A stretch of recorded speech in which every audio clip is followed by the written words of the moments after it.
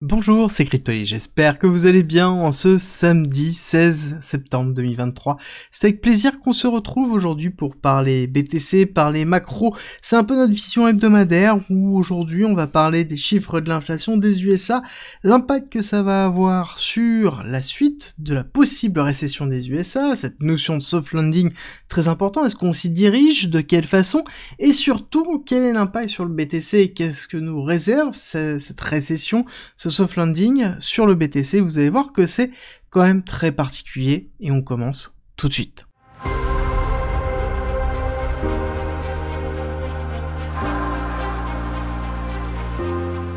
Alors les chiffres d'inflation pour le mois d'août sont tombés, ça y est, juillet et août sont tombés, juillet 3,2, août tombé à 3,7, donc on avait une augmentation de l'inflation. Alors quand on regarde comme ça, on peut se dire que ça y est, c'est compliqué, l'inflation repart, sous-entendu la Fed va devoir réaugmenter ses taux. Est-ce que c'est vraiment le cas ou pas? Pour ça, il suffit de rentrer dans les chiffres de cette inflation et de regarder sur le mois d'août. Et je pense qu'il est important de prendre du recul pour comprendre d'où vient cette inflation. Et quand on regarde assez rapidement, on va voir que l'inflation se trouve au niveau de l'énergie versus, on était à 0,601, on voit qu'en août on est à 5,6. Quelque chose qui est vraiment très très fort, porté principalement par l'énergie commodities classique avec le gasoline et du coup l'essence classique. Donc on est vraiment dans quelque chose qui est porté par une crise énergétique. Qu'est-ce qu'on a d'autre comme élément inflationniste? C'est intéressant de voir dans les éléments qui sont normalement censés être les moins volatiles, qu'on a, oui, un petit peu d'augmentation au niveau de l'inflation, mais quand on relie encore une fois, on voit quoi? On voit que c'est lié principalement aux services de transport, ce qui est logique avec l'augmentation de l'énergie, d'accord? Donc là, on est dans une démarche à se dire, ok, je suis plus dans une forme de contraction de l'inflation sur les éléments classiques, dans lequel on va avoir, par exemple, le shelter, on est à 0,3 au lieu de 0,4, on était 0,8, 0,6, 0,4, 0,6, 0,4, 0,4, 0,3, donc on a bien une diminution des prix du shelter, donc tout ce qui est lié à la capacité de pouvoir être dans une maison, que ce soit de la location ou de l'achat, en même temps ce qui est logique avec la crise immobilière aux USA, on le sait déjà depuis un certain temps, bien qu'elle arrive à se maintenir, qu'on est dans quelque chose qui est différent de 2008, de ce côté-là, en tout cas sur la partie IMO. Donc on est dans quelque chose où on est dans une forme de contraction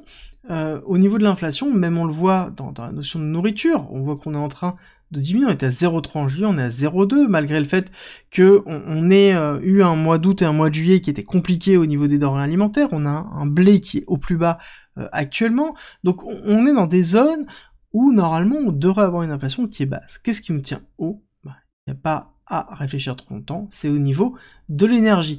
Niveau de l'énergie, on voit que ça fait vraiment très mal, et pour moi on est dans une démarche où, ok, on arrive quand même à tenir l'inflation, majoritairement, quand on retire la notion d'énergie. Et la notion d'énergie, elle est liée à quoi? Elle est liée principalement à une notion géopolitique. C'est-à-dire que là, c'est un conflit économique entre les BRICS, qui est lié par l'OPEP et l'Arabie Saoudite et la Russie sur le pétrole, la capacité énergétique. On rappelle que les BRICS, c'est plus de 56% des réserves énergétiques. Donc forcément, on va avoir une guerre qui va s'effectuer et qui a pour socle en même temps et un renforcement la guerre Ukraine-Russie. D'accord? Donc on est dans cette démarche-là où il y a une volonté d'aller pousser le prix du pétrole haut. Et c'est normal, on va aller le voir tout à l'heure au niveau du cours, vous allez voir que ça se voit vraiment fort. Même on va le regarder tout de suite, où on voit qu'on est bien dans une phase d'accélération depuis qu'on a fait la rupture des 82, et on accélère à la hausse pour aller chercher les 89, pour aller chercher potentiellement les 94, voire la barre des 100 $. Est-ce que on va rester longtemps dedans? Est-ce qu'on va rester longtemps dans ces prix très élevés, 93, 100? Personnellement, je ne pense pas, d'accord? Je pense qu'on est plus dans une démarche de se dire qu'on est dans une phase d'accélération, parce que on a en même temps une surconsommation du pétrole qui est en cours à travers la consommation chinoise, où on voit qu'ils sont en train de repartir à la hausse très fortement.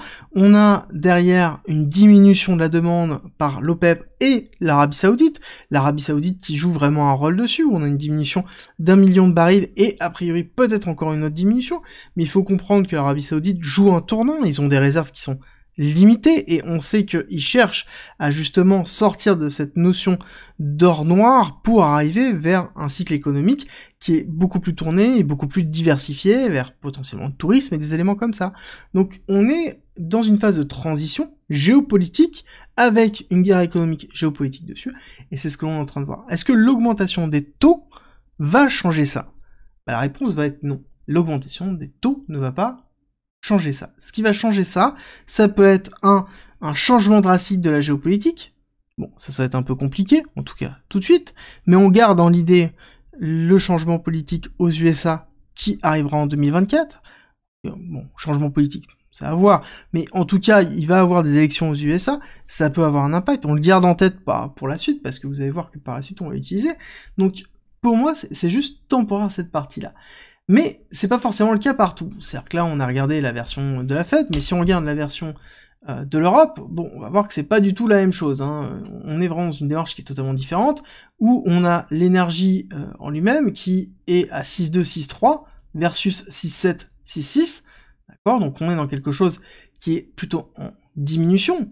Et on est dans une démarche qui est différente, vraiment, au niveau de l'Europe. L'Europe, c'est plus une inflation vraiment structurelle, très forte, très lourde, qui est portée sur l'alimentation, qui est portée, oui, sur l'énergie, mais l'énergie a une part qui est beaucoup moins importante, et en même temps, l'Europe a commencé, la BCE a commencé bien en retard, donc je pense que la BCE va reprendre, mais bon, pour moi, il faut comprendre qu'on a d'un côté les États-Unis, de l'autre côté l'Europe. L'Europe, je suis beaucoup plus mitigé, j'ai du mal à voir une sortie de la crise tout de suite, et quelque chose qui peut être sous une forme de soft landing, je le vois plutôt comme un hard landing pour l'Europe. Par contre, pour les USA, je vois quelque chose qui est beaucoup plus léger, beaucoup plus accompagné, et justement, est-ce que la Fed a véritablement besoin d'augmenter encore ses taux? Bon, bah, clairement, on voit que ce qui est en train d'être pricé par le marché, c'est que on ne va pas avoir d'augmentation des taux la semaine prochaine, on ne va pas avoir d'augmentation des taux jusqu'à la fin de cette année, et ensuite on entraînera le prix pivot à partir de juin 2024. Sous-entendu, le marché résistera d'ici là, et il n'y aura pas de problématique, et donc on entraînera la phase pivot pour entraîner le soft landing. Soft landing qui peut passer par une récession. Et historiquement, c'est un petit peu ce qui s'est toujours passé. Quand on regarde ces deux courbes que je vous ai toujours montrées depuis assez longtemps, qui sont ici là, en bleu clair, le taux de la Fed, et en bleu foncé, le taux de chômage, d'accord, qui sont les deux indicateurs à suivre. Et les périodes de verte sont généralement les périodes de récession qui sont notées, dans lesquelles on voit bien qu'on a la phase de plateau, dans laquelle on maintient les taux, chose dans laquelle on devrait arriver, et ensuite, à partir du moment où il y a le pivot, donc une diminution des taux, on arrive dans la phase de récession, avec à côté l'augmentation du chômage qui augmente parce que on commence à avoir des défauts de paiement sur des sociétés. Et est-ce qu'on va arriver dans cette démarche-là? Est-ce qu'on n'arriverait pas peut-être dans quelque chose avant? C'est-à-dire que le pivot s'accélère parce que justement on a un défaut qui se met en place. Il faut voir que ici, durant toute cette phase-là, normalement, quand on voit l'augmentation des taux, on voit le chômage qui diminue jusqu'à arriver sur un plateau. Donc on voit bien ici le fait que on arrête la tendance baissière au niveau du chômage, et ensuite on repart à la hausse. Le départ à la hausse commence au moment du pivot, d'accord? Est-ce qu'on commence à avoir ça ici? C'est totalement différent parce que on avait ici déjà le plateau qui était formé alors que l'augmentation est en train de se faire, et on commence à avoir l'augmentation du ici chômage qui est en train de se positionner. Donc pour moi, j'ai tendance à vous dire que on va avoir un pivot qui va être peut-être plus rapide que prévu parce qu'on va avoir une indication au niveau du chômage que potentiellement on peut avoir des défauts qui vont arriver. Des défauts qui vont arriver, qui en même temps logique. Quand on regarde ici l'état des crédits des ménages, on voit qu'on n'est jamais été au plus haut. On est sur une population des USA qui sont actuellement surendettés, avec derrière une augmentation contractuelle de l'utilisation des cartes de crédit qui est encore une fois au plus haut. Donc on est vraiment dans des éléments qui sont maxés, c'est-à-dire qu'il n'y a plus d'épargne et on a maxé la notion de crédit. Donc ça veut dire que la capacité d'achat et la capacité d'investissement des Américains est au plus bas. C'est un peu la représentation que l'on a. Et là-dessus, on va faire le distinguo avec cette représentation. Donc on est censé avoir une Fed qui va passer dans une phase de plateau, ce qui est logique, on ne va pas réaugmenter les taux parce que les éléments sont au plus bas à l'heure actuelle, et potentiellement, est-ce qu'on passerait pas dans un pivot qui va être plus rapide parce que on a le chômage qui est en train de monter légèrement, il faut que ce soit confirmé dans les 2 mois qui arrivent pour voir est-ce qu'on a vraiment une tendance qui est en train de se faire, et on a des ménages qui sont surendettés. Ça veut dire qu'ils ont beaucoup plus de mal à pouvoir renouveler leur capacité d'endettement avec des taux supérieurs, et que à côté on va avoir une diminution des volumes de consommation. Ces diminutions de volume de consommation, on va les retrouver où? Il faut pas se leurrer, on va se le retrouver par exemple sur le S&P 500, qui est la représentation des actions. Et les actions, c'est quoi? C'est l'achat des profits futurs. Globalement, c'est ça. On paye les profits futurs d'une société.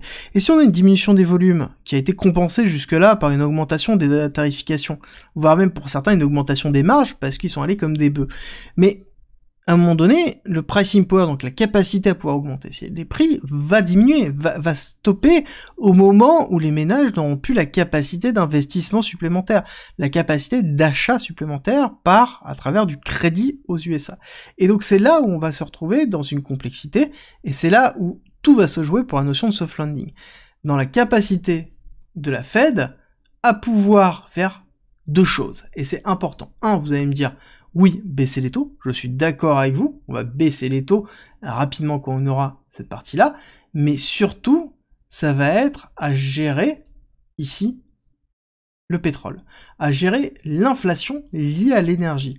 Comment on gère ça? À savoir que le pétrole n'a plus de capacité de production, on est déjà au maximum de la capacité de production de ce côté-là. Donc ça va être, après, des négociations qui vont être géopolitiques, ça va être des négociations politique, et là c'est un bras de fer qui est en train de se faire, il faut bien comprendre que c'est vraiment un très gros bras de fer, parce que si on maintient ici une inflation très haute, et qu'on n'a pas la capacité de descendre aussi rapidement que prévu les taux, on sera cette fois-ci dans un hard landing, et ça va faire très mal.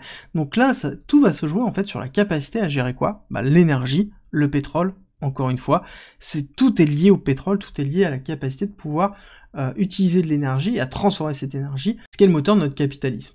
Du coup, qu'est-ce qui va se passer sur le BTC dans ces 2 scénarios? Alors, première chose, c'est quand on voit déjà le S&P 500, où on a retracé 80%, est-ce que c'est le cas au niveau du BTC? Bon, clairement pas, on a retracé à peine 20%, donc on est vraiment très loin par rapport au mouvement qu'on a eu du S&P 500, ça sous-entend aussi qu'on a une décorrélation, ce qui est plutôt logique, je vous l'ai expliqué depuis un certain temps, où quand on est dans une phase d'incertitude, on a une diminution des lignes à risque pour les institutionnels, donc les institutionnels n'achètent pas du BTC par défaut, ils achètent des produits composés, et dans ces produits composés, on va avoir du BTC, qui représente la partie volatile, la partie à risque de ces produits composés. Clairement, l'exposition à ces produits composés a totalement chuté, voire même totalement disparu, et actuellement, ces produits composés n'ont aucun intérêt, parce que on a justement des taux qui sont élevés, donc on a du rendement qui est permis par les obligations américaines, donc il n'y a aucun intérêt à aller chercher de la volatilité pour aller prendre du rendement, alors qu'on a du rendement quasiment garanti avec les bonds US. Donc tant que ça c'est pas réglé, tant qu'on n'a pas fait le pivot, on aura toujours ici une décorrélation. Cette décorrélation va à la hausse comme va à la baisse. Historiquement, quand on chutait au niveau du S&P 500 de 1 point, sur le BTC, on chutait quasiment de 3, 4 points, voire même 5 points dans certains cas. Donc on n'est plus dans cette démarche-là. Donc pour moi, même si on arrive dans cette récession et qu'on arrive dans un S&P qui va chercher des targets qui sont assez fortes, dans lesquelles on va aller potentiellement retester les 4300 pour combler ce gap, voire même beaucoup plus bas, chercher les 4200, 4100 points pour retester ce niveau important. Ça, c'est dans la notion d'un soft landing, dans lequel on a bien une phase de récession, une respiration, et ensuite on repart à la hausse. Dans un hard landing, c'est pas du tout la même chose, on va faire un rebond ici, on va casser là, et on va potentiellement retester les plus bas dans les 3800, 3700, et là par contre on risque d'avoir un impact. Clairement, ça va se caractériser de quelle façon au niveau du BTC? Encore une fois, je vous rappelle qu'on a une corrélation qui est diminuée, ça ne veut pas dire qu'on est à 0 en corrélation, mais on va en tout cas diminuer. Pour moi, les targets, elles sont présentes ici. Soft landing, c'est ici 22 000 et 19 000, donc qui est ma zone de reload, et hard landing, ça va être un retest du plus bas, donc un retest soit des 15 000, jusqu'à potentiellement 17 000. Donc pour moi, c'est vraiment ça, voire même une petite mèche qui va chercher un plus bas, pourquoi pas, juste une mèche de liquidité, mais est-ce qu'on va aller chercher du 9000 $? Je ne pense pas du tout, même sur un hard landing, parce qu'on a cette décorrélation, et on risque pas d'avoir une corrélation, alors qu'on est déjà dans une phase de bear market. Il faut comprendre qu'on est dans une phase où bah, le BTC a perdu tout attrait, il n'est pas intéressant. Un BTC à 20 000, un BTC à 15 000 n'a pas d'attrait, enfin, en termes de rendement. Le rendement vient de la volatilité vient du bull run. Tant qu'il n'y a pas de bull run, il n'y a pas de volatilité, s'il n'y a pas de volatilité, il n'y a pas de rendement, en tout cas pour les institutionnels. Et il faut bien voir ça. Et c'est là où le BTC va être tributaire de plusieurs choses. Un, va être tributaire d'éléments endogènes, à travers la réglementation, donc qui va être un élément très fort, et là on se souvient que en 2024, on a la géopolitique qui va être impactée par les élections américaines, et du coup la crypto aussi, d'accord? On sait très bien que le camp démocrate est clairement anti-crypto, si jamais on a quelqu'un qui est beaucoup moins anti-crypto, ne serait-ce que démocrate ou républicain, bon bah à ce moment-là, ce sera beaucoup plus simple dans le cadre législatif, et qui est une des raisons pour lesquelles on appuie très fort actuellement à travers la SEC, à travers la CFTC, qui, justement, essaie d'implémenter une phase régulatoire avant ces éléments-là, 2024. Donc, on est dans cette démarche-là où le BTC et la crypto en général, on attend les ETF, on attend les éléments endogènes, et on résiste à cette partie de récession, surtout si elle va être en soft landing, un peu moins si elle va être en hard landing. Et c'est là où je vais faire un distinguo supplémentaire, vous dire que là, c'est le BTC, mais si on réfléchit dans la notion crypto avec un total market cap 3, donc qui est tous les altcoins, même en dehors d'Ethereum, pour Ethereum c'est limite un peu à part, je pense qu'on souffrira beaucoup plus sur les altcoins que sur, ici, le BTC. Et c'est pour ça que je vous ai donné des targets assez basses dans les vidéos que j'ai effectuées récemment sur les Golden Zones, parce que pour moi, dans cette récession, qu'elle soit petite, qu'elle soit en soft landing, qu'elle soit en hard landing, on va avoir derrière un impact qui va être assez fort au niveau des altcoins, beaucoup plus fort en tout cas qu'au niveau du BTC, et que le BTC risque de rentrer peut-être dans une forme de résilience supplémentaire, et ça peut être un rôle, cette notion de BTC refuge.